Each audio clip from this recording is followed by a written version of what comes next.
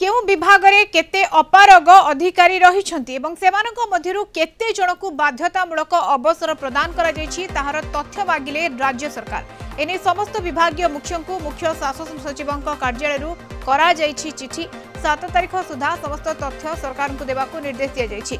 अधिकारी एवं कर्मचारी कार्यशैली टिकी निखी समीक्षा करा जिवो जो माने सरकार को नियम अनुसार कार्य करू नाहंती तथा अपारग बोली विवेचित हेबे सेमानकु बाध्यतामूलक अवसर प्रदान करा जिवो।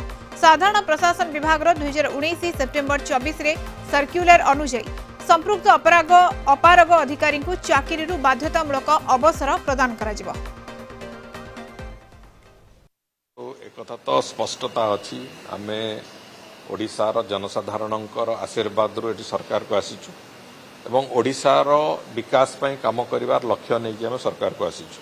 तेणुक जो माने आमर गति सहित जो माने आमर इच्छा शक्ति सहित जो माने सरकार काम करिवार शैली सहित निजक आकोमोडेट न पारिबे सेमानंकर निश्चित भाव में प्रासंगिकता सरीजिवो एवं से दृष्टिकोण को आखि आगे रखी जहाँ करा कथा करा।